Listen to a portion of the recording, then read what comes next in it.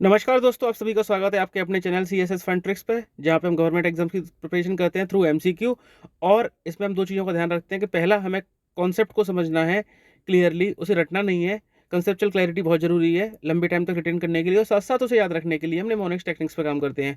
जिससे कि कई बार हमें कंसेप्ट क्लियर होते हैं लेकिन फैक्ट्स को हम भूल जाते हैं, तो उन फैक्ट्स को हमें लंबे टाइम तक माइंड में रिटेन करने के लिए उनके लिए हम कुछ टेक्निक्स यूज़ करते हैं, जिससे कि हम उसे याद रख सकें और एग्जाम में यूटिलाइज कर सकें।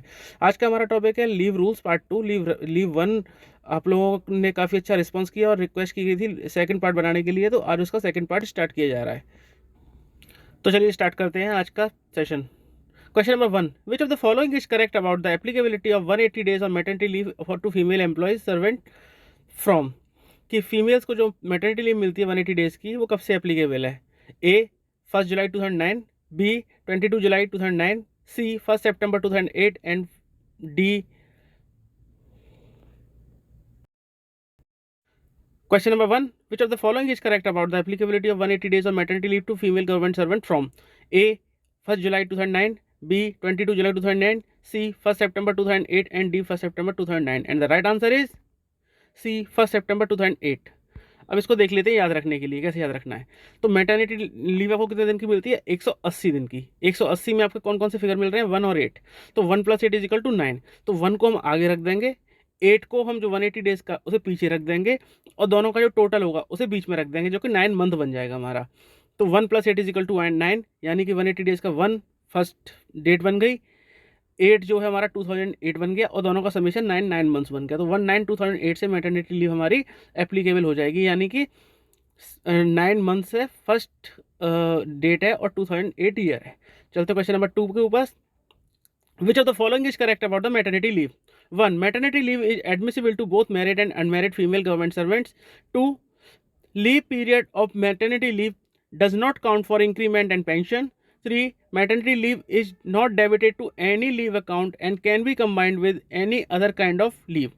4, maternity leave of 45 days can be granted in the entire service for abortion or miscarriage. Options are A 1 and 2 only, B 1 3 and 4 only, C 1 2 and 4 only, and D all of the above. And the right answer is B 1 3 and 4 only। यानी कि leave period of maturity जो maternity होता है वो increment और pension के लिए count नहीं होता। ये स्टेटमेंट गलत है। एक बार देख लेते हैं मैटरनिटी लीव के बारे में। Maternity leave is admissible to both married and unmarried female government servant, यानी कि मैटरनिटी लीव मिलने के लिए आपके लिए ऐसा कोई क्राइटेरिया नहीं है कि मैरिड होना चाहिए। अनमैरिड फीमेल एम्प्लॉय को भी मैटरनिटी लीव मिल जाती है, वेदर परमानेंट और टेम्परेरी और इवन अप्रेंटिस, यानी कि ऐसा कोई कंडीशन नहीं है कि परमानेंट होगा, टेम्परेरी और अप्रेंटिसशिप पर भी है तो भी उसको मैटरनिटी लीव का बेनिफिट अवेल कर सकती है। Maternity leave of 45 days can be granted in the entire service for abortion और miscarriage, but not for threatened abortion, irrespective of whether she has 2 children और मोर। अब हमें पता है गवर्नमेंट ऑफ इंडिया के सारे बेनिफिट जो मिलते हैं वो 2 बच्चों तक मिलते हैं, बट अगर मिसकैरेज का केस या अबॉर्शन का केस होता है तो उसमें 2 बच्चों की कोई कंडीशन नहीं होती है, और उस केस में आपको 45 डेज की मैटरनिटी लीव दी जाती है। और इसका रीजन ये है, 2 बच्चों की कंडीशन नहीं है क्योंकि हो सकता है एक्सीडेंटली प्रेगनेंसी हो गई हो 2 बच्चे होने के बाद भी। अगर बच्चे को डिलीवर करते हैं तो जाहिर सी बात है कि आपको तीसरे बच्चे पे कोई एडवांटेज नहीं मिलेगा, लेकिन अबॉर्शन तो करा सकते हैं क्योंकि एक्सीडेंटली कुछ भी हो सकता है। तो उस सिचुएशन में आपको 45 डेज की मैटरनिटी लीव दी जाती है मिसकैरेज के केस में। ये एक एक्सेप्शनल केस है जो कि 2 बच्चों के बाद भी आपको दिया जाता है, इसको ध्यान से दिमाग में रखना है। Maternity leave is not debited to any leave account. Maternity leave जो होती है वो किसी भी लीव अकाउंट से डेबिटेड नहीं होती। हमने पहले ही पढ़ लिया था कि नॉट डेबिटेबल अकाउंट में कौन कौन से, हमने पार्ट 1 में पढ़ा था। मम्मी पापा 2 बच्चे और सीयू सिलाई करते हैं, तो कौन से थे? मैटरनिटी, पैटर्निटी 2 बच्चे यानी चाइल्ड केयर लीव, और मैटरनिटी लीव 2 बच्चे हो गए, और सीयू में आपके थे study leave, extraordinary leave, and W से है आपका RIL, work related injury and illness leave, RIL. तो टोटल 7 टाइप की हमारी EOL हो गई और मैटरनिटी लीव उनमें से एक है। It is granted with full leave salary, इसको फुल लीव सैलरी के साथ दिया जाता है, ठीक है, कोई डिडक्शन नहीं होगा।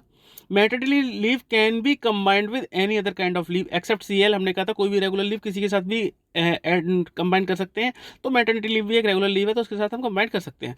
Any leave including commuted leave up to 60 days and leave not due may be taken without medical certificate up to 2 years in continuation. अब मदरहुड से रिलेटेड 3 लीव को हमने डिस्कस किया था, CCL, मैटरनिटी लीव और adoption leave. तीनों में ही हमने देखा था कि लीव पीरियड के बाद 60 डेज की आपको कम्यूटेड लीव मिलती है। तो ये कॉमन फीचर हो गया तीनों में। उसके बाद हमने देखा था कि तीनों में ही लीव नॉट ड्यू मिलती है। और कितनी मिलती है? CCL के केस में अगर आप एक साथ लेते 2 साल की, तो उसके बाद तीसरे साल यानी तीसरे साल में 2 महीने की तो आपको मिल जाएगी 60 डेज की तो कम्यूटेड लीव, और rest of the period up to 3 years आपको लीव नॉट ड्यू मिल जाएगा। मैटरनिटी लीव के केस में क्या होगा? 60 डेज की आपको मिल जाएगी कम्यूटेड लीव, और उसके बाद अप टू 2 ईयर्स आपको लीव नॉट ड्यू मिलेगा। एडॉप्शन लीव में क्या होगा? आपको 60 डेज की कम्यूटेड लीव मिल जाएगी और अप टू 1 ईयर आपको लीव नॉट ड्यू मिलेगा, या बच्चे की एज 1 साल हो जाती है। तो तीनों में कॉमन फीचर देखी जाए याद रखने के लिए, तो पहले तो CCL के में पता है 730 दिन, और ये दोनों 180 दिन की होती है। उसके बाद तीनों के साथ ही 60-60 दिन की कम्यूटेड लीव मिलती है। और इसके बाद CCL में 3 साल तक आप ले सकते हो लीव नॉट ड्यू, मैटरनिटी में 2 साल तक ले सकते हो, और एडॉप्शन लीव में आप 1 साल तक ले सकते हो। CCL में बच्चा को लंबे टाइम तक के लिए अवेल करना होता है, 18 साल तक की एज होती है, इसलिए 3 साल है उसके लिए। मैटरनिटी लीव बड़ी चीज़ है एक फीमेल को के लिए, तो उसके लिए 2 साल की होती है। और एडॉप्शन लीव तो एक सिंपल सी आप किसी दूसरे के बच्चे को अडॉप्ट कर लेते हो तो उसके लिए 1 साल तक की है। इस तरह से तीनों को दिमाग में रखा जा सकता है। Leave period of maternity counts for increment and pension. कोई भी लीव का पीरियड होगा, जो है लीव मैटरनिटी पैटर्निटी या ये जो आपकी CCL, इन सब का पीरियड इंक्रीमेंट पेंशन सबके लिए ही काउंट होता है। Question number 3, which of the following is about paternity leave is correct. अब पैटर्निटी लीव के बारे में स्टेटमेंट देख लेते हैं। Paternity leave is granted to male government servant with less than 2 surviving children. B, maximum 15 days can be granted during confinement of his wife. C, leave salary for this period will be equal to the last paid drawn. And D, it should be applied up to 15 days before or up to 9 months from the date of delivery. And the right answer is D, it should be applied up to 15 days before or up to 9 months from the date of delivery is a wrong statement. ये गलत है, एक बार देख लेते हैं। Paternity leave is granted to male government servant with less than 2 surviving children, यानी कि वही जो मैटरनिटी वाली कंडीशन थी कि आप, या एडॉप्शन वाली कंडीशन थी कि 2 से कम बच्चे हैं तो आपको पैटर्निटी लीव दी जाती है। This can be granted to apprentice also, ये भी हमने देख लिया था कि ये आपकी नेसेसरी लीव्स हैं। आप रेगुलर एम्प्लॉय हो, परमानेंट हो, या फिर आप टेम्परेरी हो, या इवन अप्रेंटिस हो, सबको मिलती है। Maximum 15 days can be granted during confinement of his wife, यानी कि ये कन्फाइनमेंट, यानी कि जब बीवी प्रेग्नेंट है, अभी डिलीवरी नहीं हुई है, उसके बीच में ली जा सकती है। मैक्सिमम 15 डेज की, ठीक है, कन्फाइनमेंट पीरियड में हो गया। PL can be availed on valid adoption of child below the age of 1 year, यानी कि एडॉप्शन के केस में भी मिलती है। फीमेल को मिलती है एडॉप्शन लीव, और फादर को मिलती है PL। उसको कोई एडॉप्शन लीव नहीं होती, उसे पैटर्निटी लीव ही दी जाएगी अगर 1 साल से कम का बच्चा। बाकी सारी कंडीशंस आपकी एडॉप्शन लीव वाली सेम है। Leave salary for this period will be equal to the last paid round. सभी सारी ही लीव की हम लेते हैं, इनकी जो लीव सैलरी होगी, चाहे वो स्टडी लीव हो या पैटर्निटी लीव या मैटरनिटी लीव, आपकी जो भी होगी लीव सैलरी होगी वो लास्ट पेड राउंड होगी, उसके बेसिस पर ही होती है। Paternity leave is also not debited to any kind of leave, हमने देख लिया था कि 7 तरह की हमारी नॉट डेबिटेबल लीव होती है, और उसमें पैटर्निटी लीव भी एक होती है। It can be combined with any other kind of leave except casual leave, बिल्कुल ठीक बात है, हम देख चुके हैं कैजुअल लीव में अच्छे तरीके से। एक कैजुअल लीव को किसी के साथ भी हम कंबाइन नहीं कर सकते। पिछली वीडियो आप लोगों से मैं रिक्वेस्ट करूंगा, जिन लोगों ने नहीं देखी है वो जरूर देख लें, क्योंकि ये जो मैं चीज़ें बता रहा हूँ ये मैं एज्यूम कर रहा हूँ कि आप लोगों ने देख ली और आपको पता है, क्योंकि उन वीडियोस में मैंने इनको अच्छे से एक्सप्लेन किया हुआ था, तो आपके लिए ज़्यादा ईजी समझ में आ जाएगा। इन पॉइंट्स को मैं स्किप नहीं कर रहा हूँ, मैं एज्यूम कर रहा हूँ कि आप लोगों ने पहले देख लिया है। Next point, it should be applied up to 15 days before और up to 6 months from the date of delivery. अब इसका पीरियड जो हमारा गलत हुआ था स्टेटमेंट, उसकी बात कर लेते हैं कि 15 डेज बिफोर और up to 6 months from the date of delivery, यानी डिलीवरी से 15 दिन पहले से लेके 6 मंथ्स तक आफ्टर डिलीवरी आप इनको अवेल कर सकते हैं, नॉट अप टू 9 मंथ्स जो कि उसमें स्टेटमेंट में था। Normally this leave should not be refuse, ये सारी लीव्स रिफ्यूज करने की वाली नहीं होती है नॉर्मल केस में, अगर कोई एक्स्ट्राऑर्डिनरी सर्कमस्टांसेस नहीं होती हैं। तो पैटर्निटी लीव का हमारा क्लियर हो गया यहाँ पे। चलते हैं आगे। Question number 4, which of the following is correct about child adoption leave. अब चाइल्ड एडॉप्शन लीव की बात करते हैं। CAL can be granted to a female government servant on valid adoption for child below the age of 6 months. 2, during CAL female servant is eligible for leave salary. 3, it may be combined with any other kind of leave. 4, along with CAL, any kind of leave due and admissible may be granted up to 1 year reduced by the age of the adopted child. Options are 2, 3 and 4 only, B 1, 3 and 4 only, C 1, 2 and 4 only, and D all of the above. And the right answer is A 2, 3 and 4 only. यानी कि जो first statement है CAL can be granted to female government servant on valid adoption of child below the age of 6 months is a wrong statement. ये 1 year होता है child की as. अब एक बार देख लेते हैं। Child adoption leave can be granted to a female government servant with less than 2 surviving children on valid adoption of a child below the age of 1 year. यानी कब दी जाती है? फीमेल गवर्नमेंट सर्वेंट को दी जाती है, क्योंकि हमने देख लिया कि मेल को तो पैटर्निटी लीव ही मिलेगी अडॉप्शन के केस में भी, with less than 2 surviving children. ठीक है, वही कंडीशन आपकी 2 से कम बच्चे होने चाहिए आपके पास ऑन वैलिड अडॉप्शन, यानी वैलिड आपने प्रॉपर आपने डॉक्यूमेंटेशन के साथ लिया है, of a child below the age of 1 year, बच्चे की 1 साल से कम की एज होनी चाहिए, जो हमने स्टेटमेंट में देखा था। फॉर 180 डेज, यानी कि 180 दिन मिलती है immediately after the date of such adoption, यानी कि डेट ऑफ एडॉप्शन के तुरंत आधा 180 दिन की आपको मिलती है। Number of days equal to ML, यानी यहाँ से याद कैसे रखना है कि इसके भी number of days 180 days maternity leave के बराबर ही है। During the period she is eligible for leave salary equal to the paid round immediately before the preceding on leave, जो हमने पहले डिस्कस किया था कि लीव जो लास्ट वर्किंग डे था उसके हिसाब से आपकी सैलरी ड्रॉ होती है। CL में भी combined with any other kind of leave, बिल्कुल देख चुके हैं, इसमें कुछ कहने की बात नहीं है, एक्सेप्ट CL, किसी के साथ भी आप उसको कंबाइन कर सकते हो। In continuation of child adoption leave, any kind of leave due and admissible including leave not due and commuted leave not exceeding 60 days without production of medical certificate may be granted up to 1 year reduced by the age of adopted child on the date of valid adoption without taking into account child adoption leave। ये हम पहले पिछले question में already discuss कर चुके हैं कि आपको 6 महीने की तो आपको चाइल्ड एडॉप्शन लीव मिलेगी, 60 डेज की कम्यूटेड लीव मिलेगी, और उसके बाद आपको अप टू 1 ईयर की आपको दी जाएगी reduce by age of the child. यानी कि अगर सपोज आपने 6 महीने की ले ली और 2 महीने की आपने मैटर्निटी लीव ले ली, कम्यूटेड लीव ले ली, यानी कितनी ले ली? 8 महीने की हो गई आपकी। बच्चे को आपने एज लिया है जो अडॉप्ट किया है वो 11 महीने का है। अब 11 महीने का तो बच्चे की एज कब हो जाएगी? 1 साल की 1 महीने बाद। तो आपको 4 महीने की नहीं मिलेंगी, क्योंकि 8 महीने के बाद आपके 4 महीने की एलिजिबिलिटी बनती है लीव नॉट ड्यू की, लेकिन लीव नॉट ड्यू आपको 4 महीने की नहीं मिलेगी, सिर्फ 1 महीने की मिलेगी। अगर बच्चा 6 महीने का लिया है तो 6 महीने का टाइम बचता है आपके पास, 6 महीने, यानी कि 1 साल का होने में 6 महीने का टाइम है। बट 6 मंथ्स की आपने चाइल्ड एडॉप्शन लीव ले ली, 2 मंथ्स की आपने कम्यूटेड लीव ले ली, बचा 4 महीने, तो आपको सिर्फ 4 महीने का ही टाइम मिलेगा, यानी कि विच एवर इज लेस, या child attains the age of 1 year और चाइल्ड 1 ईयर मैक्सिमम जो है वो मिल जाएगी आपको। Question number 5, a single male parent is eligible for CCL, यानी कि सिंगल है और मेल है, क्या वो CCL के लिए एलिजिबल होगा? A true, B false, and the right answer is true. Child care leave has been introduced consequent upon the implementation of the recommendation of 6 CPC, यानी कि 6 सेंट्रल पे कमीशन में रिक्वेस्ट की गई थी, रिकमेंड किया गया था कि एक चाइल्ड केयर लीव होनी चाहिए with effect from 19/2008।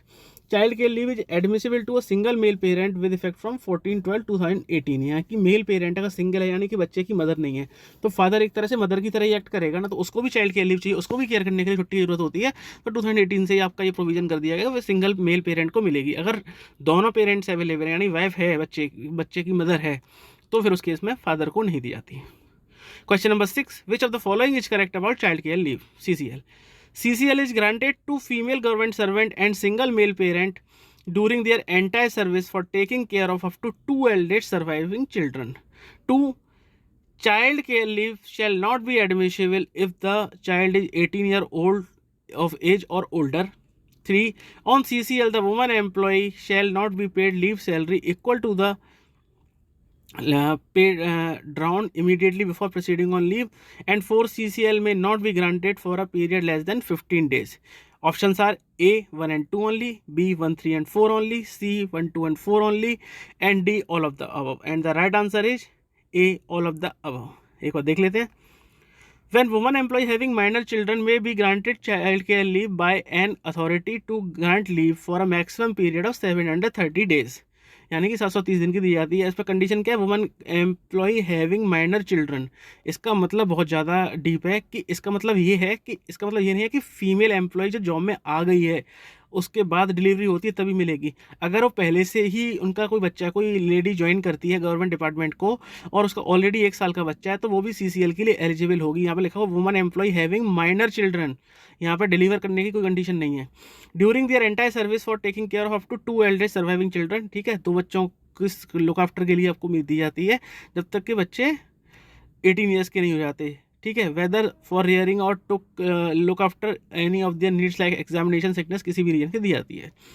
Child care leave shall not be admissible if the child is 18 year old of age और ओल्डर, यानी कि 18 साल से ऊपर का बच्चा है तो उसको चाइल्ड केयर लीव नहीं दी जाती। Child care leave shall not be admissible without age restriction in case of child is handicapped, क्योंकि हैंडीकैप चाइल्ड है यानी कि दिव्यांग है, उनको मदर की केयर की जरूरत पड़ती है लाइफ लॉन्ग, तो इसलिए उनके लिए 18 ईयर्स की कंडीशन नहीं है, उनको मेजर की तरह ट्रीट नहीं करेंगे, बल्कि हम उनको चाइल्ड केयर लीव के केस में एंटायर लाइफ के जो ईयर है उसके लिए ये ग्रांट करेंगे। During the period of such leave the women employee shall be paid leave salary equal to the paid round immediately before the proceeding on leave. ये तब तक रट जाना चाहिए सभी को, सभी स्टेटमेंट में आ रहा है। CCL may be availed if in more than one spell, ठीक है, मतलब CCL can be avail more than one spell but may not be granted in more than 3 spells in a calendar year, यानी कि CCL जो है आपको ऐसा नहीं है कि एक ही बार दी जाएगी साल में, आप मैक्सिमम 3 बार ले सकते हो। And not more than 6 spell in case of single female parent in a calendar year, अगर सिंगल फीमेल पेरेंट है यानी बच्चे के फादर नहीं है तो 6 स्पेल्स में ली जा सकती है, क्योंकि उनको ज़्यादा बच्चे की लुक आफ्टर करने की जरूरत होगी तो उनके लिए 3 स्पेल्स एक्स्ट्रा दिए गए हैं। CCL में not be granted for a period less than 5 days, यानी कि मिनिमम आपको 5 दिन के लिए। क्यों ये कंडीशन क्यों? क्योंकि फीमेल एम्प्लॉइज ने क्या किया, CCL को एक नॉर्मल हॉलीडे की तरह बनाना शुरू कर दिया कि चलो आज गेस्ट आ रहे हैं घर पे, चलो ठीक है 1 दिन की ले लो CCL।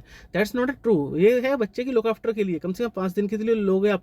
और उसकी वजह से क्या होता है, government of India come hamper होता था, क्योंकि अगर आप ज़्यादा दिन के लिए जाते हो 6 मंथ्स के लिए या 12 मंथ्स के लिए, तो क्या होता है कि अब एडमिन डिपार्टमेंट आपकी जिस सीट पर आप काम कर रहे हो आपकी पोस्ट के लिए ऑल्टरनेट अरेंजमेंट कर देता है। लेकिन आप 2 दिन करके जाओगे तो क्या होता है, जो एडमिनिस्ट्रेटिव वर्क है वो हेम्पर होता है, काम हेम्पर होता है, जो कि नहीं होना चाहिए, क्वालिटी को भी मेंटेन रखना है। तो मिनिमम 5 डेज की कंडीशंस को रखा हुआ है कि आपको 5 दिन की तो कम से कम लेनी पड़ेगी CCL। It may also be allowed for the 3rd year as leave not due without production of medical certificate। हमने देख ही लिया था कि अगर कोई फीमेल एम्प्लॉय एक साथ 730 दिन की लेती है, उसके बाद 2 महीने की लीव नॉट ड्यू और उसके बाद रेस्ट ऑफ द पीरियड के लिए वो ले सकती है लीव नॉट ड्यू, वो भी विदाउट मेडिकल सर्टिफिकेट के। चलते हैं आगे, question number 7। CCL shall not be ordinarily be granted during the provision period, यानी कि प्रोविजन पीरियड में CCL नहीं दी जाएगी। A true, B false, and the right answer is true. CCL shall not ordinarily be granted during the provision period, यानी कि ordinary case में आपको प्रोविजन पीरियड में CCL के लिए आप एंटाइटल नहीं होते हो, except in case of extreme situation where the leave sanctioning authority is fully satisfied about the need, यानी कि एक्सट्रीम सिचुएशन है और कॉम्पिटेंट अथॉरिटी सेटिस्फाइड है कि हाँ इनको CCL की जरूरत है। It may also be ensured that the period of which this leave is sanction during the provision is minimal, इस बीच में यह ध्यान रखा जाएगा कि वो CCL कम से कम दी जाए, ऐसा नहीं कि लिबरली दी जाए, अगर दी भी जा रही हैं तो CCL during provision cross CCL during provision in extreme cases, yes right, तो इस फिगर से याद रह सकता है। Question number 8, which of the following is correct about child care leave, ये कौन सा स्टेटमेंट सही है? 1, those on CCL may leave their headquarter। 2, holidays in between CCL will be counted as CCL। 3, LTC can be availed during CCL, and 4, CCL cannot be combined with any kind of leave।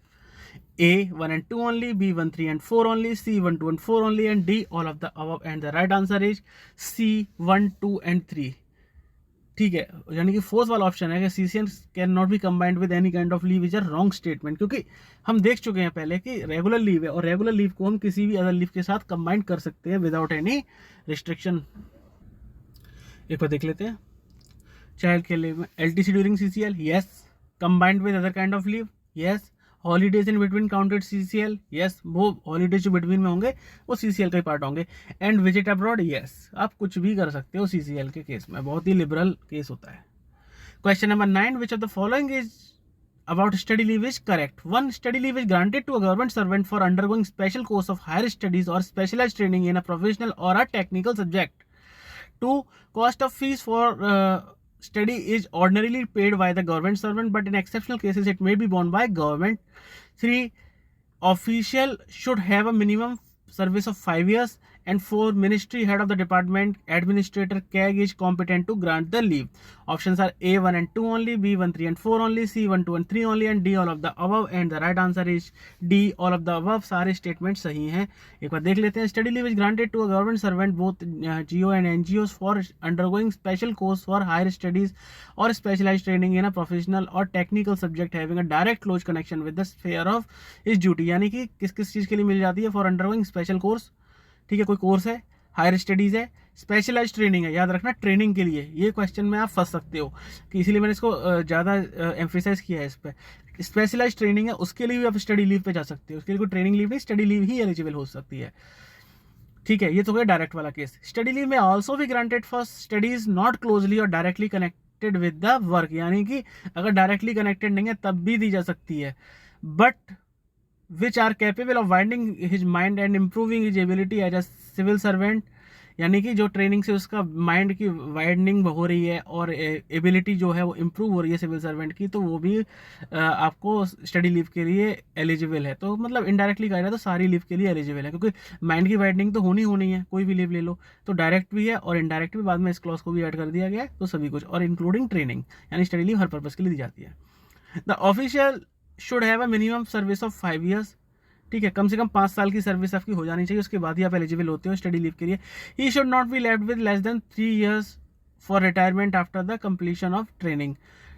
जब आप study leave से लौट कर आते हो तो कम से कम 3 साल आपके पास होने चाहिए रिटायरमेंट से पहले। Minimum ministry head of the department administrator CAG is competent to grant the leave, यानी कि आपकी जो मिनिस्ट्री हेड ऑफ द, जो जिस भी बॉडी के साथ आप काम कर रहे हो आपकी वही कर देती है, इसके लिए फाइल आपकी कहीं और जाने की जरूरत नहीं है। Cost of fees for study is ordinarily paid by the government servant, normal case में जो फीस पे की जाती है वो गवर्नमेंट सर्वेंट क्या करता है, but in exceptional case it may be borne by the government. अगर कोई एक्सेप्शनल केस है, यानी कि गवर्नमेंट को बहुत ज़रूरत है स्किल, मान लो कोई नया कोर्स आया है जो कि हमें फॉरेन कंट्रीज़ के साथ कॉप अप करने के लिए बहुत ज़्यादा ज़रूरत है, तो उस केस में गवर्नमेंट सर्वेंट को गवर्नमेंट खुद ही बोल रही है कि आप स्टडी लीव पे जाओ, उसको सीख कर आओ और इसको हमारे डिपार्टमेंट में इंप्लीमेंट करना, तो गवर्नमेंट का ही काम हो गया एक तरह से। तो जो जा रहा है तो स्टडी लीव दी जाएगी उसको, और साथ साथ उसको उसकी फीस को भी बॉन्ड कर लिया जाएगा गवर्नमेंट द्वारा। ये कुछ केसेस होते हैं, एक्सेप्शनल केसेस की कैटेगरी में आते हैं। Question number 10, leave for study outside India may be granted even if facilities available in India, यानी कि अगर फैसिलिटी इंडिया में अवेलेबल है तो क्या लीव उसको अब्रॉड के लिए दी जा सकती है? A true, B false, and the right answer is false, B. यानी कि अगर आप जो फैसिलिटी इंडिया में अवेलेबल है तो फॉरेन में जाने के लिए आपको लीव नहीं दी जाएगी, आपको इंडिया में ही कोर्स करना होगा। Study leave for study outside India should not be granted facilities available in India, ठीक है। Question number 11, which allowance may not be granted during the course of study abroad, study abroad जब करता है तो कौन सा अलाउंस दिया नहीं जाता? A study allowance, B dearness allowance, C house rental allowance, and D transport allowance, and the right answer is D transport allowance. और सोचने वाली बात है कि ट्रांसपोर्ट अलाउंस हमने जो टीए वाले हमने डिस्कस किए थे वीडियोस में, उसमें हमने देखा था कि ट्रांसपोर्ट अलाउंस आपको दिया जाता है, वो आपको घर से लेके ऑफिस तक के लिए दिया जाता है। अब ना तो आप घर पे रह रहे हो ना ही आप ऑफिस जा रहे हो, तो किस बात का ट्रांसपोर्ट अलाउंस मिलेगा? एचआरए बिल्कुल मिलेगा, क्योंकि आप ट्रेनिंग पे जा रहे हो, आपकी फैमिली तो रह रही है ना। सपोज कोई एम्प्लॉय दिल्ली में मिनिस्ट्री में जॉब कर रहा है, दिल्ली से उसको भेजा जाता है स्टडी लीव के लिए, बाहर भेजा जाता है, मान लो ऑस्ट्रेलिया भेजा जाता है, तो एचआरए तो फिर भी मिलेगा, फैमिली तो दिल्ली में रह रही है ना, फैमिली को तो लेके नहीं गया ना, तो वो तो मिलेगा। डियरनेस अलाउंस बिल्कुल, महंगाई तो बढ़ रही है ना, वो तो मिलेगा। स्टडी अलाउंस नॉर्मली नहीं मिलता, लेकिन एक्सेप्शनल केस में अगर उसका चल रहा है तो मिलता रहेगा, उसकी कोई बात नहीं है, लेकिन ट्रांसपोर्ट अलाउंस नहीं दिया जाएगा।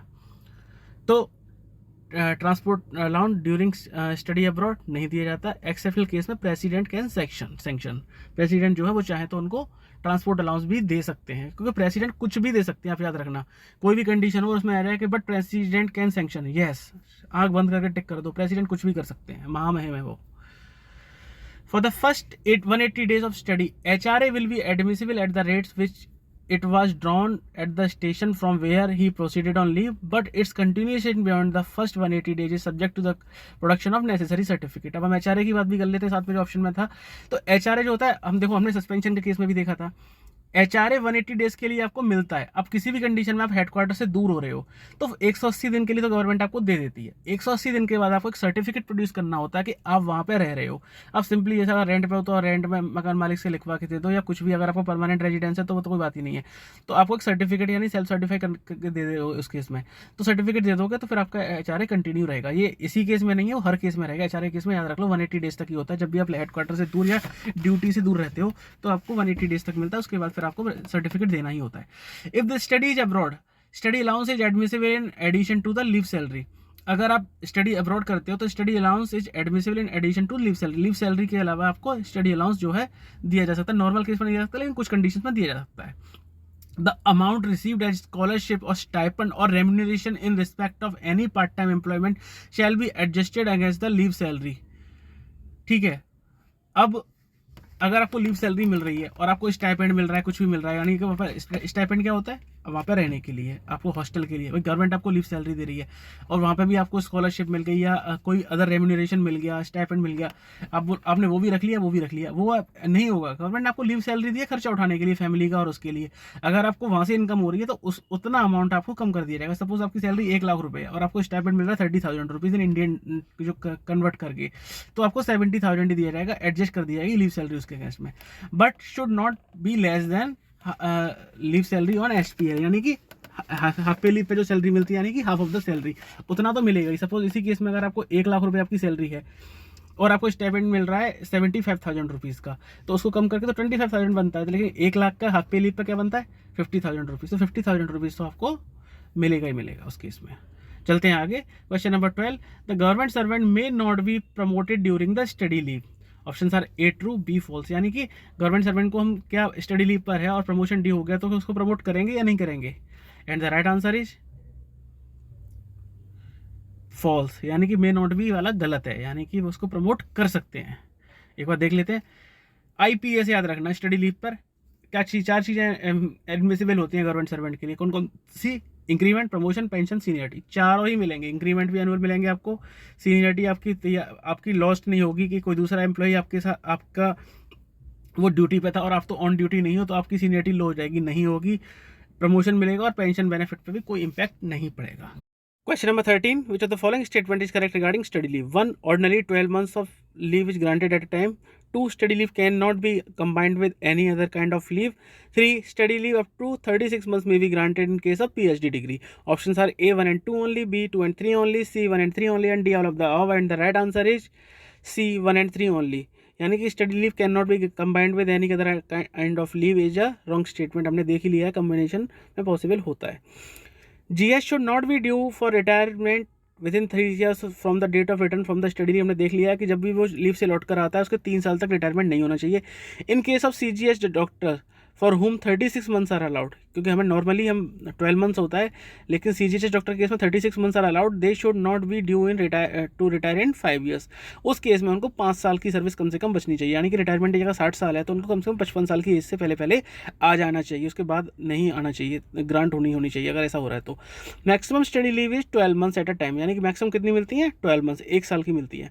24 मंथ्स इन एंटायर करियर, पूरी ज़िंदगी में कितनी मिलती हैं 24 महीने की, यानी पूरे एक बार में 1 साल की, और वैसे 24 महीने की। More than 24 months is allowed if government servant give certificate that he will come back and serve the department for 3 years। अगर गवर्नमेंट सर्वेंट सर्टिफिकेट देता है कि वो वापस लौट के आएगा, कम से कम 3 साल तक डिपार्टमेंट को सर्व करेगा, तो उसको ज़्यादा टाइम की भी दे दी जाती हैं, क्योंकि बहुत सारे ऐसे कोर्सेज होते हैं जिसमें 1 साल में कंप्लीट ही नहीं होता। कोई MBA करने जाता है भाई 2 साल का, तो कैसे करेगा। 36 months of CGHS doctor, CGHS doctor के लिए कितना था 36 month for doing PhD also, plus 24 months EOL, यानी कि टोटल 5 साल की हो गई।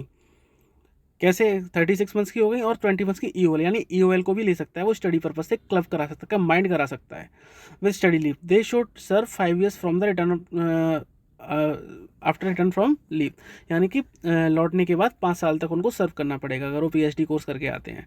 तो इसमें कौन कौन सी चीज़ें याद रखनी है, मैं 12 का टेबल याद रखना है, 12 40 36, 12 वन टाइम, 24 एंटायर करियर, और 36 CGHS डॉक्टर। अब CGHS डॉक्टर का 36 कैसे याद रखेंगे, तो यार 36 की एज में डॉक्टर बनता है। अगर कोई डॉक्टरी की पढ़ाई करता है तो बंदा पहले तैयारी करता है 2-3 साल, उसके बाद वो MBBS करता है 4 साल की, उसके बाद फिर से तैयारी करता है MD या MS की, फिर वो 2 साल की MD या MS करता है, जो भी करता है। तो उस केस में उसकी एज जो हो जाती है 36 के आसपास हो जाती है। 36 वाला आपका डॉक्टर से रिलेटेड रहेगा, उसको ऐसे याद कर सकते हो। Study leave can be combined with any other kind of leave, पता है कंबाइंड हो सकती है, but total should not exceed 28 months for general and 36 month for PhD courses. हमने देख लिया कि टोटल जो होगा वो आपका किसी भी केस में 28 मंथ से ऊपर नहीं जाएगा, और PhD कोर्स जो करते हैं तो उस केस में 36 मंथ्स होता है, एक्सेप्ट और एक्स्ट्राऑर्डिनरी लीव, एक्स्ट्राऑर्डिनरी पीरियड अलग होता है।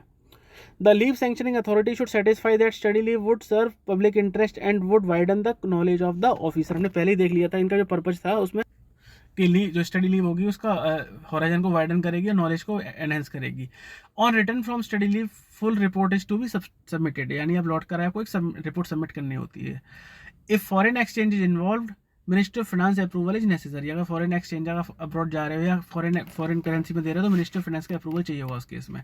The official should submit a bond undertaking to serve the government for at least 3 years after return from study leave, हमने देख लिया कि उसे बॉन्ड सबमिट करना पड़ेगा, 3 साल तक सर्व करेगा। If the period of course fall short of study leave the official should resume duty immediately.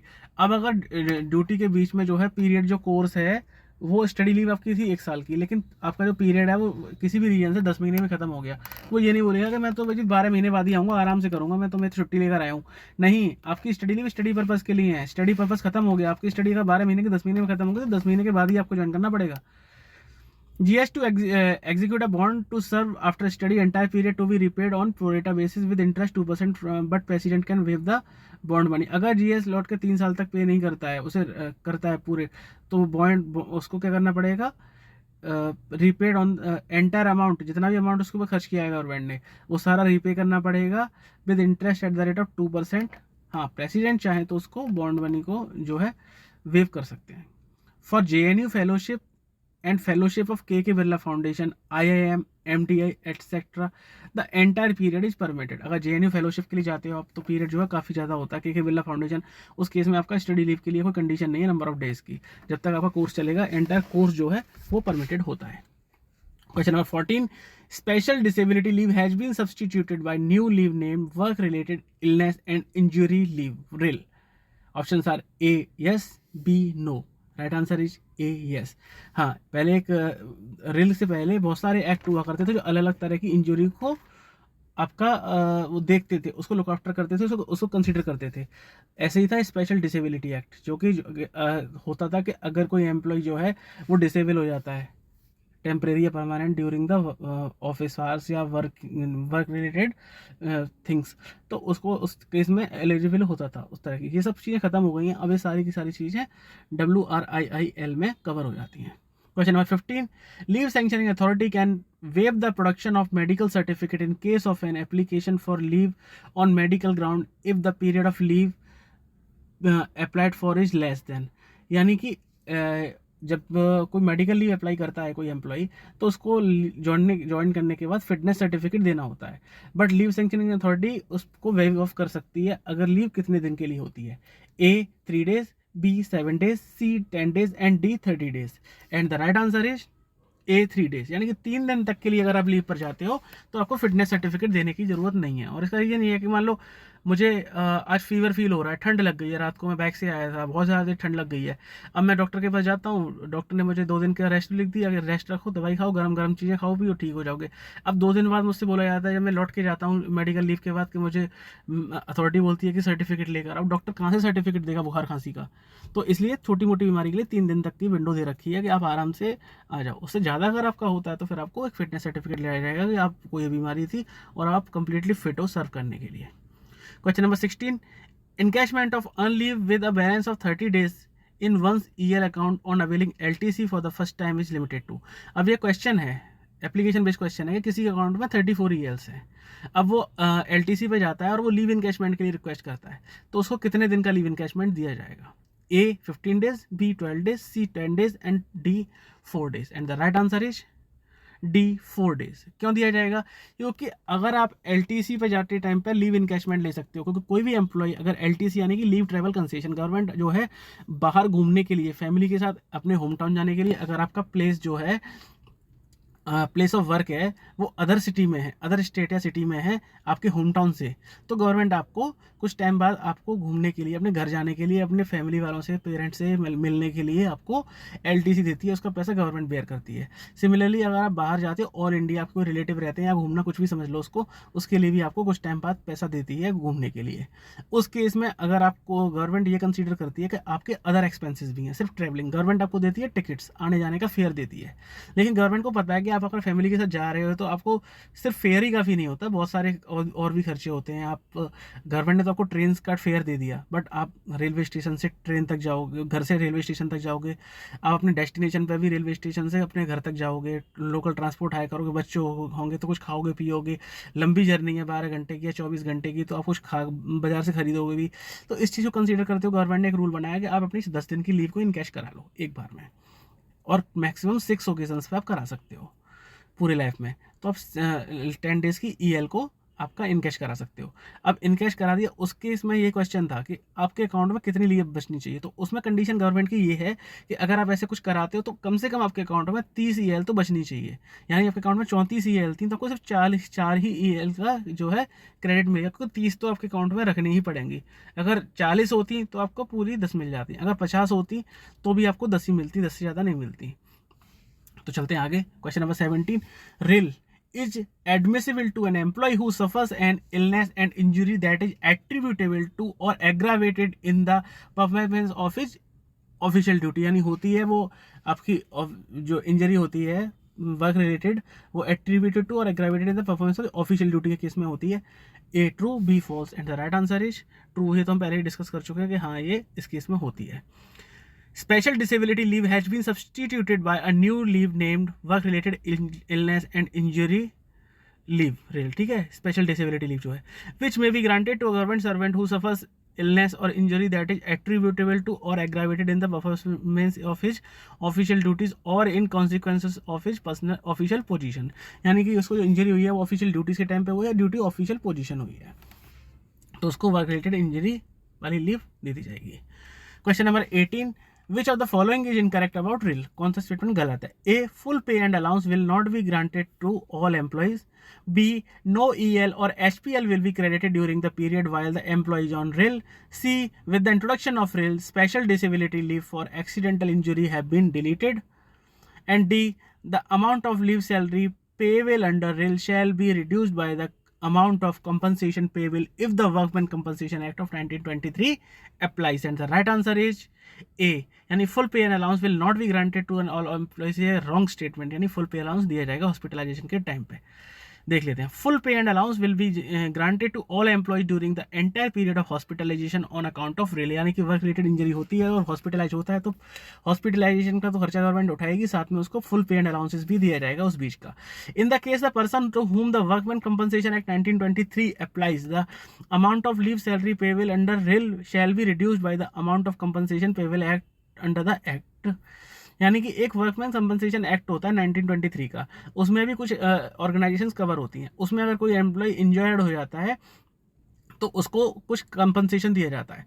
अगर कोई एम्प्लॉय जो है वर्कमैन कंपनसेशन एक्ट में कवर होता है तो अगर और उस बीच में उसको फुल पे अलाउंस दिया जा रहा है, उसको दोनों नहीं मिलेंगे। वर्कमैन कंपनसेशन जो है वो और लीव सैलरी दोनों नहीं मिलेंगी। तो वर्कमैन कंपनसेशन जितना अमाउंट मिला है वो उसको रिड्यूस यानी घटा के बचा हुआ अमाउंट आपको लीव सैलरी के फॉर्म में दे दिया जाएगा। With the introduction of RIL, special disability leave for accidental injury under rule 45 and hospital leave under rule 46 have been deleted. ये दोनों लीव खत्म हो चुकी हैं, हॉस्पिटल लीव और डिसेबिलिटी लीव जो दो थी। नो EL और HPL will be credited during the period while the employee is on RIL. इस बीच में कोई भी EL और HPL अकाउंट में क्रेडिट नहीं किए जाएंगे। क्यों नहीं की जाएंगी? क्योंकि उसने सर्विस की नहीं है उस टाइम पे, तो वो ऑफ ड्यूटी एक तरह से। और हमने कहा था कि जो EL और HPL होती है वो अर्न की जाती हैं, इनका लीव अकाउंट होता है। और अगर उसने जब वो सर्विस पे नहीं है तो अर्न कैसे करेगा? एक एम्प्लॉय जो है 2.5 EL पर मंथ अर्न करता है, ठीक है। ऐसे ही HPL भी करता है, वो 5/3 करता है, अर्न करता है। अगर वो सर्विस पे नहीं है तो कहाँ से कर लेगा? तो इसलिए उसको EL HPL तो उस बीच की नहीं दी जाएंगी। Question number 19, completed year of service does not include. यहाँ से बात करते हैं कंप्लीटेड ईयर। तो कंप्लीट ईयर ऑफ सर्विस की सर्विस में एक साल की सर्विस कंप्लीट हो गई, तो सर्विस कंप्लीट करने में कौन कौन सी चीज़ें इंक्लूड नहीं होती हैं। A, period spent on duty. B, period spent on leave. C, period spent on extraordinary leave. And D, none of the above. अब स्पेंट ऑन ड्यूटी तो जाहिर सी बात है, वो तो है ही पार्ट। और स्पेंट ऑन लीव या period spent on extraordinary leave या नन, कौन सा है देख लेते हैं। Right answer is D, none of the above. यानी कि सारे के सारे पीरियड जो हैं वो ड्यूटी पे माने जाएंगे। तो CCS leave rule 1972 effective from 1/6/1972, ये हमने देख लिया था कि 72 सिंह बन के घूमने जाओ प्रीवियस वाली वीडियो में, ये कैसे इसको याद रखेंगे। अप्लाई टू ऑनररी वर्कर्स, ठीक है, हमने देख लिया था ऑनर, 72 सिंह का ऑनर भी होता है। हु टे 1 रुपी पर मंथ सैलरी, जो ऑनर के साथ लेते हैं। 1 year continued service means period spent on duty plus period on including on EOL। अब देखो ड्यूटी का तो कोई कन्फ्यूजन है ही नहीं, ड्यूटी पे तो माना ही जाएगा। जो है स्पेंट ऑन लीव पर भी कंफ्यूजन नहीं होगा, क्योंकि भाई लीव तो उसने अर्न की, अपनी अर्न की हुई लीव को वो खर्च कर रहा है, तो गवर्नमेंट ने या फिर गवर्नमेंट को दे रखी है, या मान लो मैटरनिटी लीव पर है या पीएल पर है, तो वो तो उसको दे ही रही गवर्नमेंट ने, तो उसको भी ड्यूटी का पार्ट मान लिया जाएगा। यहाँ पे जो ट्विस्ट आएगा वो आएगा ईओएल को लेकर, तो याद रखना अगर एक्स्ट्रा ऑर्डिनरी लीव पर भी है तो उसको ड्यूटी ट्रीट किया जाएगा, अगर ड्यूटी ट्रीट नहीं करते फिर तो उसको उस बीच का ब्रेक इन सर्विस या डायसोनॉन वाला पार्ट हो जाएगा ना, तो इसलिए ईओएल को भी हम ऑन ड्यूटी ट्रीट करते हैं और जो है उसकी कंप्लीटेड ईयर में काउंट होगा, इसको याद में रखना है। Question number 20. The maximum amount of leave of all kinds that a permanent government servant can normally avail in continuity. अब यह है कि अगर मान लो पूरी सारी छुट्टियों को मिला दो, सब मिला मिलो के कितनी छुट्टियां ले सकता है पूरे एक बार में, अवेल इन कंटिन्यूटी, कंटिन्यूशन में कितनी ले सकता है? A 300 days, B 3 years, C 1 year and D 5 years. And the right answer is D 5 year. एक गवर्नमेंट सर्वेंट पूरी लाइफ में मतलब एक बार में 5 साल की छुट्टियां ले सकता है। Question number 21. Leave salary for child care leave is allowed for the first 365 days at the rate of 100% and for the next 365 days at the rate of A 90%, B 75%, C 80% and D 85%. And the right answer is C 80%. यानी कि second year में अगर वो लेगा तो उसको 80% ही दिया जाएगा। याद अब यहाँ पे याद रखने वाली बात है कि चाइल्ड केयर लीव कोई अगर 20-20 दिन करके लेता है स्प्लिट करके या 6-6 महीने की लेता है, कैसे भी लेता है, कोई गवर्नमेंट एम्प्लॉय फीमेल एम्प्लॉय लेती है तो कोई प्रॉब्लम नहीं होगी। अगर उसने एक साथ ही ले ली, मान लो 1.5 साल की ले ली 18 मंथ्स की, तो 365 डेज था तो 100% मिलेगा, उसके बाद उसको 80% ही दिया जाएगा। Question number 22. Which of the following is correct about leave encashment? अब लीव इनकैशमेंट की बात कर लेते हैं, लीव की बहुत हो गई, इनकैशमेंट भी देख लेते हैं। In case of retirement the competent authority sanctions leave encashment up to 300 days of earn leave at the credit of the employee. 2. Encashment earned leave can be availed at the time of LTC subject to a maximum period of 30 days in the entire career. 3. In case of resignation on his own accord, the lump sum cash payment will be only to the extent of half of the earned leave at his credit. And 4. In case of death in service, the cash equivalent to leave salary for earned leave and half pay leave admissible to the deceased employees are paid. Options are A 1 and 2 only, B 1, 3 and 4 only, C 2, 1, 2 and 3 only, and D all of the above. And the right answer is B 1, 3 and 4 only. यानी कि encashment of earned leave can be availed at a time of LTC subject to a maximum of 30 days in entire career. एक गलत है, हमने देख लिया था कि 6 occasions पर maximum 10 at a time ले सकते हैं, हमने पहले डिस्कस कर लिया था, तो 60 हो गया, 30 नहीं रहेगा। एक बार फिर भी देख लेते हैं। The authority competent to sanction leave automatically grants lump sum cash equivalent of leave salary admissible for the number of days of earned leave and half pay leave at the credit of the employee on the last day of service subject to a overall 300 days। यानी कि अगर कोई employ retire होता है तो जो leave sanctioning authority क्या करेगी, जो उसके अकाउंट में ईएल पड़ी हुई है वो ईएल को और बची हुई जो लीव है, सपोज 200 ईएल है, इसमें लिखा हुआ number of days earn leave and half pay EL, half pay leave at the credit of the employee on the last day service to the overall 300 days. यानी पहले तो ईएल दी जाएंगी, suppose 300 days की हैं तो 200 ईएल उसके account में, तो 200 तो ईएल दी जाएंगी और बची हुई सब्जेक्ट टू मैक्सिमम 100, 300 लिखा हुआ है तो 100 एचपीएल उसको दे दी जाएंगी, in addition to the number of days on which encashment was availed along with LTC, in addition to the LTC वाली लीव। जो 60 ईएल वो ले चुका है उनको भूल जाओ, वो तो खत्म हो गई। अब तो उसको 300 फ्रेश जितनी भी अकाउंट में उसमें 300 लीव दी जाएंगे। अगर अकाउंट में 300 लीव है फिर तो बात खत्म हो गई। मान लो 240 लीव है तो 240 ईएल और अकाउंट में अगर एचपीएल बची हुई है तो उसमें से 60 ईएल लेके 300 कंप्लीट कर दी जाएंगी, in addition to number of the days for which encashment availed along with LTC. This came into effect from 19/2008। यानी कि ये तभी आया था जब आपका जो सीसीएल वाला आया था। The half pay leave component will not be commuted to make up for the shortfall in the earn leave. अब कोई एम्प्लॉय ये बोलता है कि 240 तो आपने मुझे ईएल दे दी और 60 आपने एचपीएल दी, लेकिन एचपीएल तो हाफ पे से पास होती हैं, आधा पे मिलता है, तो मेरा तो नुकसान हो गया। अब एक करो से कम्यूटेड कर दो, मुझे कम्यूटेड लीव दे दो और एक एचपीएल के अगेंस्ट में एक कम्यूटेड लीव के अगेंस्ट में 2 एचपीएल दे दो, और मेरे अकाउंट में तो बहुत सारी 400 एचपीएल पड़ी हुई हैं तो उसमें से 120 दे दो, तो नहीं, वो नहीं होगा। आपका अगर 60 का शॉर्टफॉल है तो 60 ही एचपीएल मिलेंगी। यहाँ पर ट्विस्ट आता है, 60 ही एचपीएल मिलेंगी, आप उसे कम्यूट नहीं करा सकते हो, कम्यूटेड नहीं मिल रही है, आपको एचपीएल दी जा रही हैं और एक्सक्लूसिवली सिर्फ HPL ही दी जाएंगी। अगर आपने आपके अकाउंट में एक भी EL नहीं है और आपके अकाउंट में 800 HPL पड़ी हुई है, तो आप बोलोगे मुझे 600 HPL के अगेंस्ट में 300 कम्यूटेड लीव दे दो, उसका इनकैशमेंट दे दो, नहीं मिलेगा आपको, 300 HPL का ही मिलेगा, और वो हाफ रेट पे तो आधा ही हो जाएगा आपका। At the time of LTC, encashment of earned leave can be availed but a maximum period of 60 days in the entire career of service. Clear है ये तो। When an employee resigns or quits service on his own account, अभी कोई आगे का खुद ही वो resign करके चला जाता है, the lump sum cash payable will be only to the extent of half of the earned leave at his credit। तो कितना मिलेगा उस केस में, जितनी भी EL उनके अकाउंट में उसकी हाफ ही मिलेंगी, subject to maximum 150 in addition to the number of days on which the encashment was availed along with LTC। यानी कि मैक्सिमम 150, क्यों? क्योंकि मैक्सिमम आपको EL, अगर वो रिटायरमेंट के केस में भी हम आपको पता है कि 300 से ज़्यादा हम EL क्रेडिट अकाउंट में कभी करते ही नहीं है, तो मैक्सिमम कितनी EL मेंटेन कर सकता है अकाउंट में? 300। और तो उस केस में भी अगर उसके अकाउंट में 300 होंगी तो कितने मैक्सिमम हो जाएगा हाफ रेट से, यानी कि हाफ ऑफ द EL 150। तो मैक्सिमम 150 आपको EL मिल पाएंगी अगर आप खुद रिजाइन करते हो तो, और या फिर जो हाफ जो विच एवर इज लेस। ठीक है, इसमें भी हम जो हमारी LTC वाले में ले चुका है वो उसका काउंट नहीं करेंगे। अब मान लो किसी ने सर्विस के 15 साल बाद रिजाइन कर दिया और 2 बार LTC का लीव इनकैशमेंट ले चुका है, वो बोलेगा नहीं मेरा 4 बार का लीव इनकैशमेंट और बचा हुआ वो भी मुझे दे दो, नहीं वो नहीं दिया जाएगा, वो खत्म। जो ले लिया वो ले लिया, उसको भूल जाओ, जो नहीं लिया उसको रहने दो। अब आपके अकाउंट का एट प्रेजेंट क्या है स्टेटस है, उसका हाफ ले लो, बस खत्म। ठीक है, HPL विल भी, अब बोलेगा बचा हुआ मुझे HPL दे दो, नहीं HPL तो खत्म हो गई आपकी, उनको तो भूल जाओ, आपने खुद रिजाइन किया गवर्नमेंट सर्विस से। अगर आपको रिटायर किया जाता तब आपको विद ड्यू रिस्पेक्ट आपको बहुत कुछ देते, बट आप बीच में छोड़ के जा रहे हो, डिच करके जा रहे हो, आधी लीव लेके निकल लो। डेथ वाइल इन सर्विस, अगर सर्विस में डेथ हो जाती है, the cash equivalent to leave salary for earned leave and half pay leave due and admissible to the deceased to on the date immediately following the date of death will be paid to his family. यानी कि अगर death हो जाती है, अब death तो उसके हाथ में नहीं है ना, 20 साल की सर्विस के बाद अगर डेथ हो जाती है, उसके अकाउंट में वही लीव है, 300 नहीं है, तो जितनी लीव है वो मिल जाएंगी, बची हुई लीव HPL से कवर करके, यानी कि जो रिटायरमेंट वाला केस था उसी तरह से करके उनको बेनिफिट दे दिया जाएगा उनकी फैमिली को। जो उनका एक नॉमिनेशन फॉर्म भराया जाता है सर्विस के टाइम पे, नॉमिनेशन में वो हर चीज़ के लिए अपना नॉमिनी बनाते हैं, तो वाइफ या बच्चे जो भी होते हैं, तो उस रेशियो में अगर मल्टीपल नॉमिनीज हैं तो उस रेशियो में उनकी फैमिली को वो अमाउंट हैंड ओवर कर दिया जाता है। Question number 23, which of the following is correct about the lump sum amount of leave encashment. अब लीव इनकैशमेंट आपको क्या क्या अमाउंट मिलता है? A, lump sum amount sum will consist of leave salary. B, lump sum will be consist of leave salary plus DA।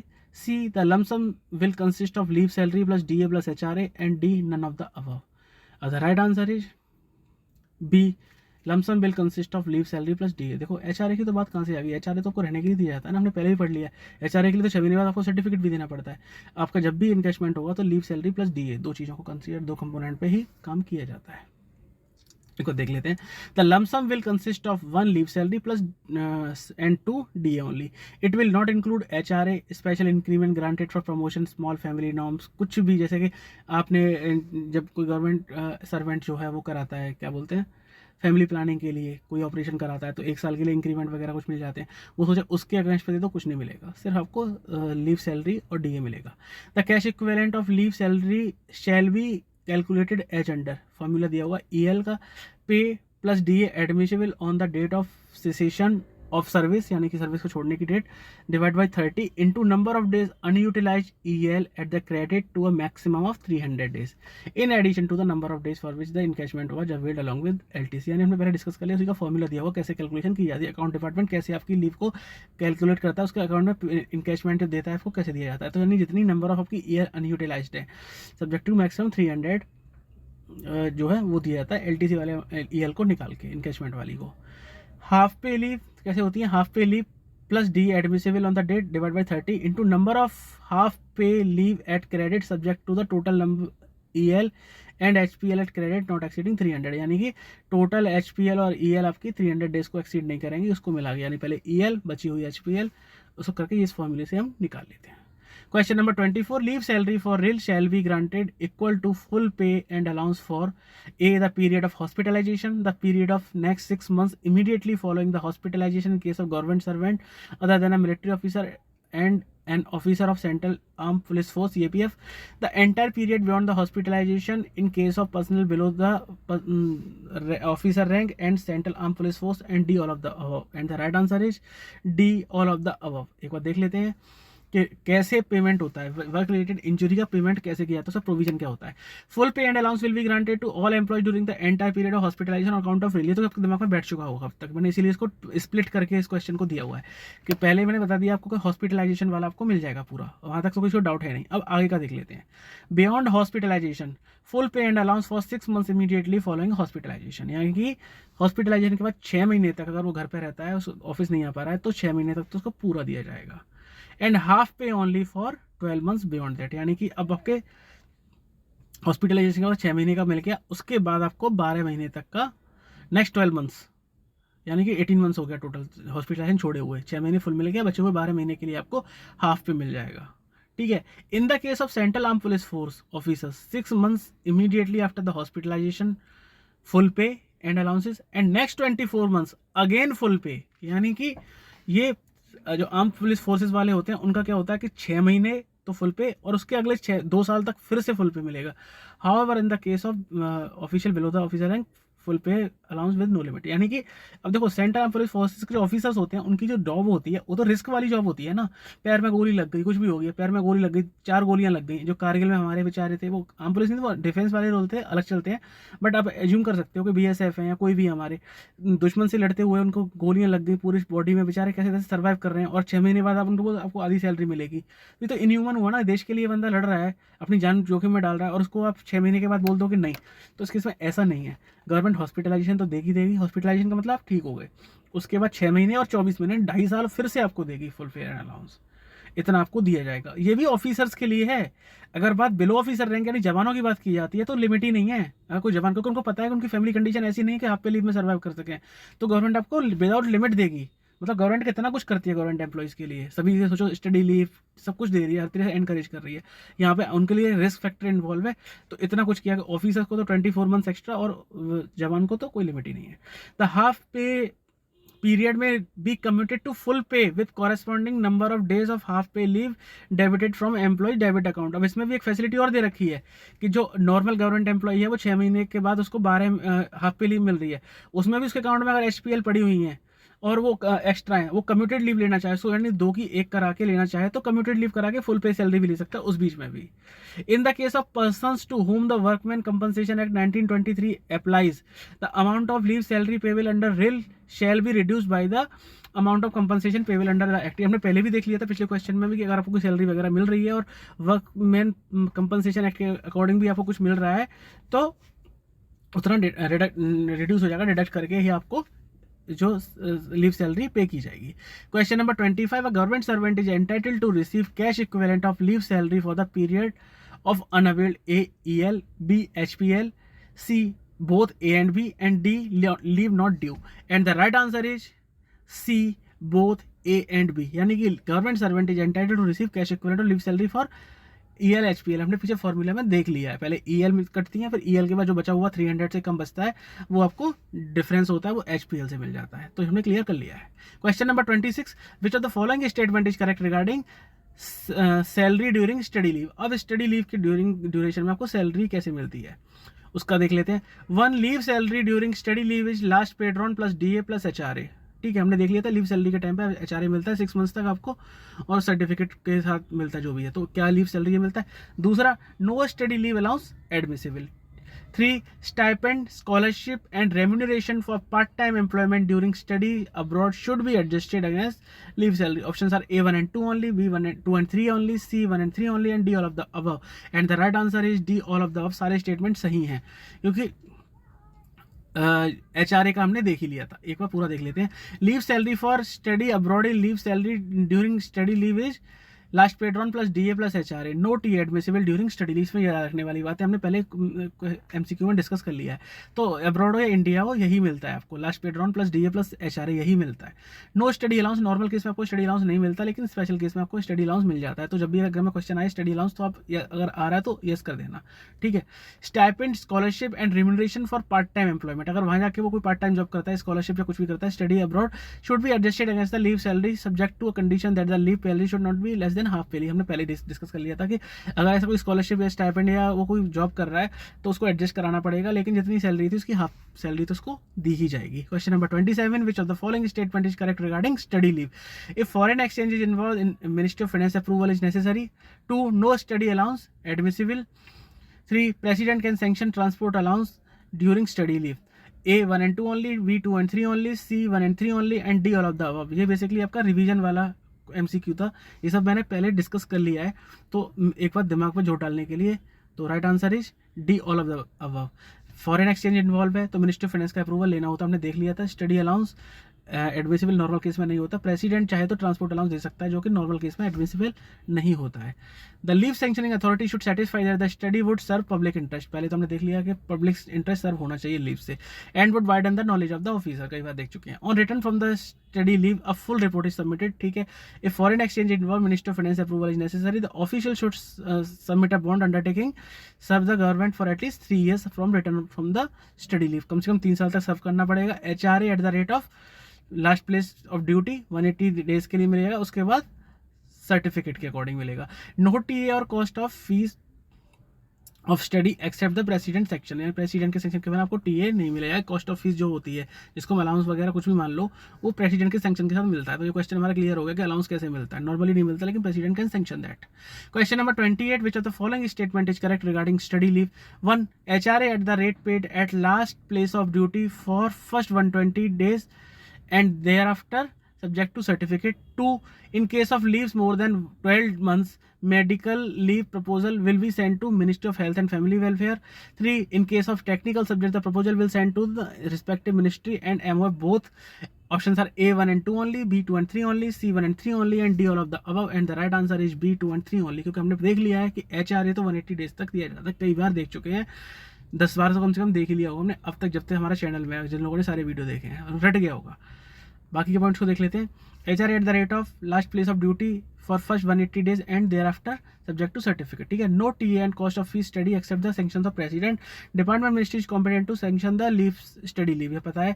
In case of leave more than 12 months, अगर 12 महीने से ज़्यादा की लीव ले रहा है या मेडिकल लीव है, proposal will be sent to ministry of health. Ministry of health को भेजा, क्यों? क्योंकि वो मेडिकल लीव ले रहा है, तो भाई मेडिकल लीव के लिए मिनिस्ट्री ऑफ हेल्थ है, वो एम्पावर है कि मेडिकल लीव क्यों ले रहा है, या 12 month से ज़्यादा का कोई भी रीजन है, तो उसमें मिनिस्ट्री ऑफ हेल्थ को जाएगा। In case of technical subject like department of statistics, यानी डिपार्टमेंट ऑफ स्टैटिक्स है, तो it will be sent to the respective ministry and MOF, यानी पहले वो मिनिस्ट्री को जाएगा। मान लो स्टैट्स के बारे में कुछ वो कोर्स कर रहा है, टेक्निकल सब्जेक्ट है, तो मिनिस्ट्री ऑफ स्टैटिस्टिक्स को भेजा जाएगा कि क्या ये कोर्स पब्लिक इंटरेस्ट में है, क्या इसकी नॉलेज को वाइडन करेगा। उन्होंने बोला यस करेगा, फिर मिनिस्ट्री ऑफ फाइनेंस को भेजा जाएगा क्योंकि फॉरेन इसमें इन्वॉल्व है, तो दोनों को दिया जाएगा, ठीक है।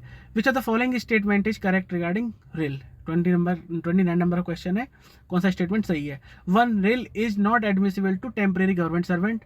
2, in case of leave more than 12 months medical leave, proposal will send to Ministry of Health and Family Welfare.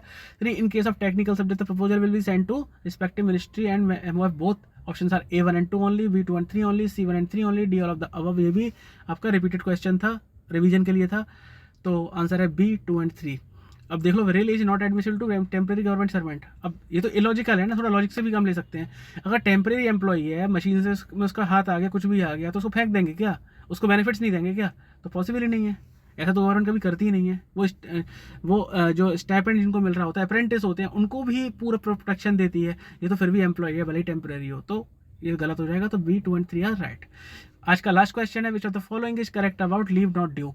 Options are 1, पहले पॉइंट्स देख लेते हैं। 1, leave not due can be combined with leave preparatory to retirement. 2, a permanent employee can earn maximum 300 leave not due at his entire career. 3, temporary government servant less than 1 year service can earn 150 leave not due in his entire career. Options are A, none of the above, B 2 and 3 only, C 1 and 3 only and D all of the above, and the right answer is A, none of the above। ये सारे statement गलत हैं। ये basically पिछली video जो part 1 था leave का, उसका रिवीजन एक बार देख लेते हैं। Leave not due can not be granted as leave preparatory to retirement, यानी लीव प्रिपरेटरी टू रिटायरमेंट के साथ कभी भी उसको साथ कंबाइन नहीं करते। Permanent employees leave not due can be granted on medical certificate to the extent of half pay leave which the employees likely to earn subject to maximum 360 days in the entire service. Permanent employees को दी जाती है, उतनी दी जा सकती है जितनी की वो आने वाले टाइम में बची हुई सर्विस में अर्न कर सकता है, क्योंकि एक एम्प्लॉय 20 अर्न करता है एक साल में, 10 फर्स्ट हाफ के लिए, 10 सेकेंड हाफ के लिए, 20 हाफ पे लीव अर्न करता है, तो उसको जो दिया जाएगा वो इतनी ही दी जाएंगी, मैक्सिमम 360 दी जाएंगी। अगर मान लो कोई एम्प्लॉय 40 दिन की लेता है लीव नॉट ड्यू, तो 40, उसकी कम से कम की सर्विस 2 साल की बची होनी चाहिए। कोई 100 लेता है तो 100 लेने के लिए 20x5 यानी कि 5 साल की सर्विस होनी चाहिए। बट कोई एम्प्लॉय लेता है 1000 लेता है तो 1000 तो नहीं ले सकता वो मैक्सिमम 360 डेज की ही ली जा सकती है। A temporary employee having completed 1 year of service can avail leave not due up to 360 days on medical certificate for serious diseases. Serious diseases के लिए वो हमने अलग अलग रूल थे, मैक्सिमम 360 डेज के लिए सकता है। On medical certificate 1 year service can avail leave not due. Temporary government servant with less then 1 year service is not eligible for leave not due. अगर 1 साल से कम की सर्विस है तो उसको लीव नॉट ड्यू दी ही नहीं जाती, एलिजिबल ही नहीं होता। तो ये हमारा बेसिकली रिवीजन क्वेश्चन था पिछली वीडियोस का, पुराने वाले पार्ट का रिवाइज कराने के लिए, फिर भी मैंने एक्सप्लेनेशन पार्ट को डाल दिया गया था। तो फ्रेंड ये था हमारा आज का वीडियो, और thank you very much for patient listening. और अगर आपके पास कोई सजेशंस हो तो प्लीज़ हम लोग के चैनल में डाल दीजिए कमेंट बॉक्स में। आपके सजेशंस के अकॉर्डिंग हम अपने आप को इम्प्रोवाइज करने की कोशिश करेंगे, और कोशिश करेंगे कि आपको और अच्छे तरीके से चीज़ों को क्लियर करा पाएँ, कम से कम मेहनत करके मैक्सिमम कॉन्सेप्ट को क्लियर करा पाएँ। Thank you once again.